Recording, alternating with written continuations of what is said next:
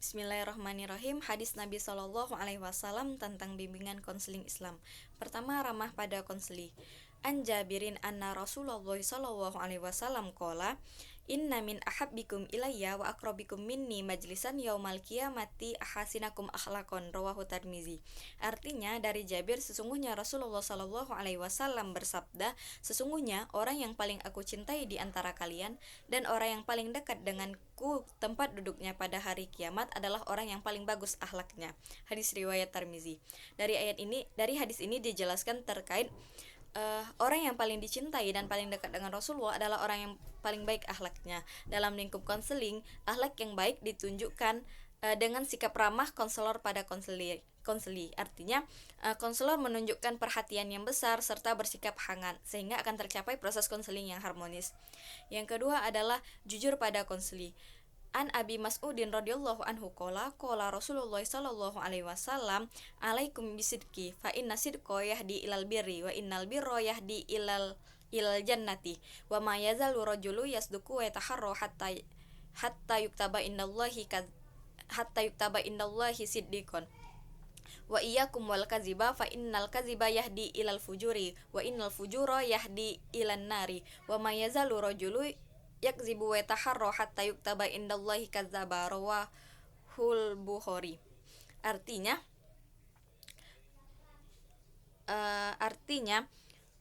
dari Abi Mas'ud radhiyallahu anhu berkata, sesungguhnya Rasulullah sallallahu alaihi wasallam bersabda, wajib atas kalian berlaku jujur, karena sungguhnya jujur itu akan menunjukkan pada kebenaran dan kebenaran akan menunjukkan kepada surga. Seseorang yang senantiasa berkata jujur dan selalu berusaha untuk berkata jujur, berlaku jujur, maka sehingga ia akan ditulis di sisi Allah sebagai orang yang jujur. Dan jauhilah dari bersikap dusta, karena sungguhnya dusta akan menunjukkan kepada keburukan, dan keburukan akan menunjukkan kepada neraka.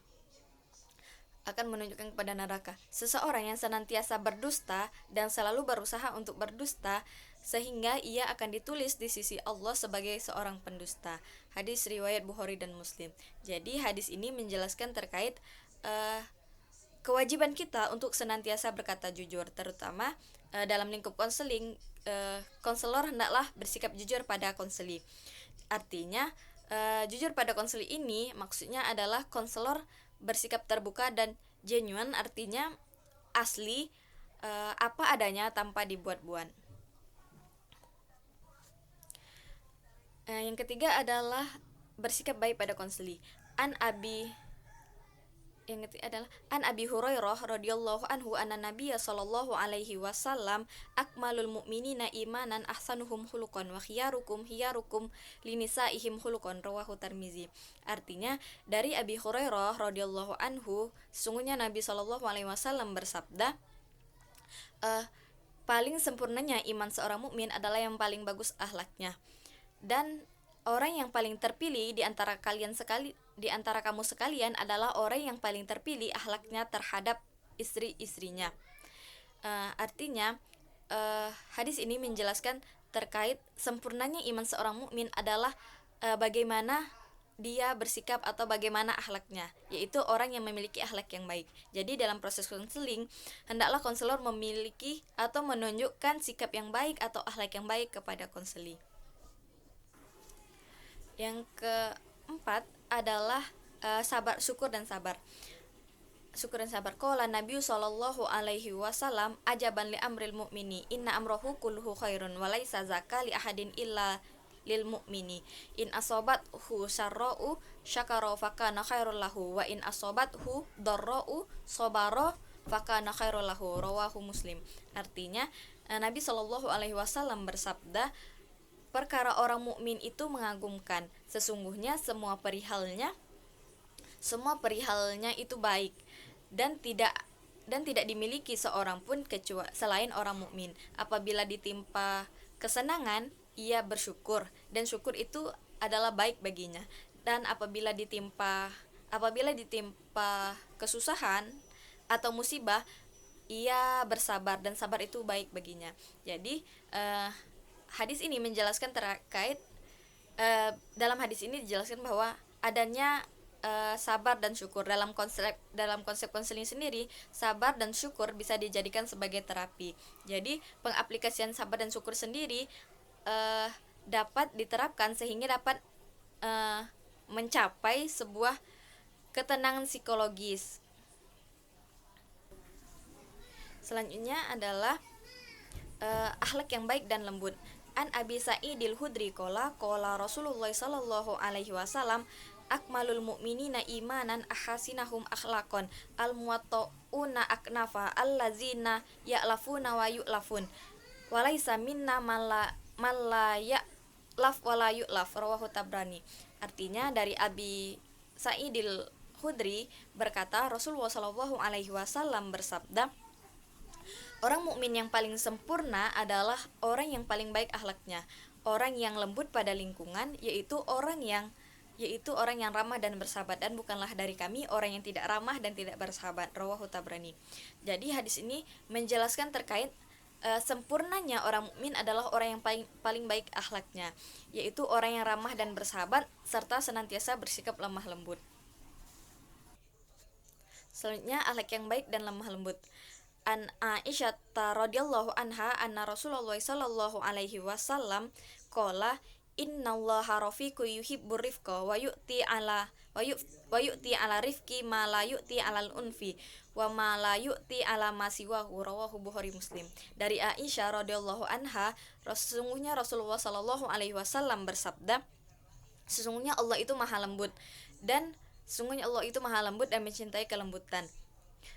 Dan Allah memberikan kepada kelembutan hal-hal yang tidak diberikan kepada kekerasan dan sifat-sifat lainnya. Hadis ini menjelaskan terkait anjuran atau hendaklah kita senantiasa berakhlak yang baik dan bersikap lemah lembut, karena Allah sendiri saja memiliki sifat maha lembut dan sangat mencintai kelembutan. Selanjutnya, indikator iman, Islam dan ihsan dalam proses BKI. Yang pertama adalah integrasi kognitif, afektif dan psikomotorik.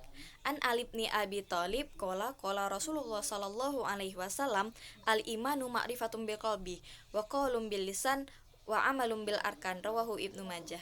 Artinya dari Ali bin Abi Thalib, Rasulullah sallallahu alaihi wasallam bersabda, iman itu pengetahuan di dalam hati, perkataan dengan lisan, dan perbuatan dengan anggota tubuh. Hadis riwayat Ibnu Majah. Jadi ayat ini menjelaskan terkait dalam lingkup konseling sendiri antara kognitif, afektif, dan psikomotorik itu sangat berkesinambungan. Artinya apa yang kita pikirkan, apa yang kita rasakan sangat berpengaruh terhadap apa yang kita lakukan. Jika dikaitkan dengan hadis ini, sebagaimana konsep iman sendiri, iman yang kita yakini, iman yang kita rasakan mesti harus diaplikasikan dengan perbuatan-perbuatan yang harus kita lakukan.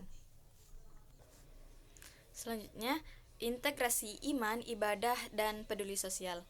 An Ibni Umar radhiyallahu anhuma qala Rasulullah sallallahu alaihi wasallam bunyal islamu ala khamsin syahadati alla ilaha illallah wa anna muhammadar rasulullah wa ita'iz zakati wa iqamis sholati wa ita'iz zakati wal haji wa shaumi ramadan rawahul Bukhari. Artinya dari Ibnu Umar radhiyallahu anhuma berkata, Rasulullah sallallahu alaihi wasallam bersabda, Islam dibangun atas 5 landasan. Yang pertama adalah bersaksi tidak ada Tuhan selain Allah dan Muhammad adalah utusan Allah, mendirikan sholat, membayar zakat, haji, dan puasa Ramadan. Jadi hadis ini menjelaskan terkait penyatuan atau penyatuan antara iman, ibadah, dan peduli sosial, yang jika dispesifikkan konsep iman sendiri difokuskan pada keyakinan terhadap Allah dan Rasulnya. Dalam konsep ibadah difokuskan pada praktik-praktik keagamaan sesuai syariat Islam seperti sholat, membayar zakat, mendirikan ibadah haji, kemudian puasa Ramadan. Dan terakhir adalah konsep peduli sosial yang bisa diaplikasikan melalui zakat, yaitu saling memberi, saling menolong antara satu orang dengan yang lain. Selanjutnya, integrasi nilai-nilai teologis, psikologis, dan sosiologis dalam BKI. Bismillahirrahmanirrahim. Qala ya Rasulullah mal ihsan? Qala al ihsanu an ta'buda ilallaha ka'annaka tarahu fa illam takun tarahu fa innahu yaraka. Hadis rawahu Bukhari. Artinya, sahabat bertanya, "Wahai Rasulullah, apakah ihsan itu?" Nabi Shallallahu alaihi wasallam menjawab, ihsan adalah kamu menyembah Allah seolah-olah kamu melihatnya, dan apabila kamu tidak melihatnya, sesungguhnya Dia yang melihatmu. Jadi, hadis ini menjelaskan terkait perpaduan atau penyatuan antara beberapa nilai. Yang pertama adalah nilai teologis, yakni nilai keagamaan atau nilai keyakinan kepada Allah dan nilai keyakinan kepada Allah. Kemudian adanya nilai-nilai psikologis, yakni adanya munculnya ketenangan jiwa hasil dari keyakinan tersebut. Yang terakhir adalah nilai-nilai sosiologis, artinya meningkatkan kepercayaan serta positive thinking, utamanya diutarakan kepada Allah dan kemudian dapat diaplikasikan kepada sesama manusia.